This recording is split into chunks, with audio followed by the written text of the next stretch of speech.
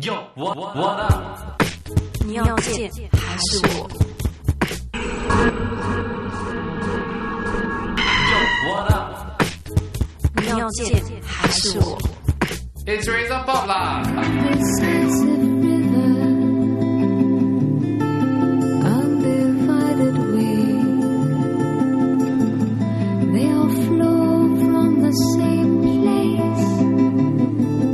What's up guys, Bryan and Silva, welcome to RazorTV. Today is something special. I'm going to enjoy myself at someone else's home for a change instead of being on shoot or in the office. So welcome to the show, Lilia Yip. And she is the very talented, right, fashion designer we have in Singapore. Lilia, can you please tell me when you started in fashion? I would say started in NAFA. Actually, when I was working, I started part-time. That was probably about 8 years ago. 8 years ago? And then after that, I went overseas to further study, and it's just been going on since. So the further studies was to further your studies in fashion, right? Yes. Okay, did you want to do anything besides fashion? I have two major passions, I think music and fashion. Okay. But anything creative, I think it just happened that my interest in these two are the largest, and it seems that I can do it. My dad plays the guitar, he sings as well, Okay. and he paints. But they both were in banking, they're retired now.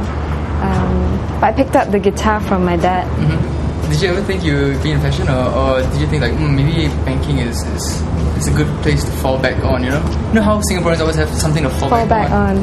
I think when I was quite young, I think when I was growing up, I used to make my own clothes, and I had my own little brand just for myself. But I never really thought about going into fashion until I started working and then thinking that actually I like using my hands and making things. Okay. Yeah. Can you describe your fashion style? It has a flow. It's generally quiet but quite strong. And I try to put a kind of elegance into it, which is not a mature elegance. It's kind of young and free, and it allows you to move. It allows you to be comfortable in the clothes and feel good. Yeah. What inspires your designs? People. People?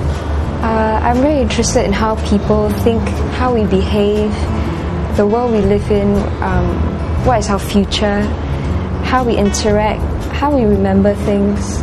So I always look at photographs, artists, I read books, the history of a culture, their music, how we feel. I think all these kind of things mix together and go into the clothes. Because you're saying people inspire your designs, but what is the process of looking at a picture and feeling something and then translating into fabric? There are many different processes, so each designer approaches it in a different way. Okay. Some are very visual, some are more intellectual. For me, as a designer that takes a lot from feelings, take for example my recent collection. I work a lot with photography, so when I was in Zimbabwe, I took a lot of photographs just of the architecture or the landscape or people, and then from there I work visually into drawing shapes, quite abstract shapes.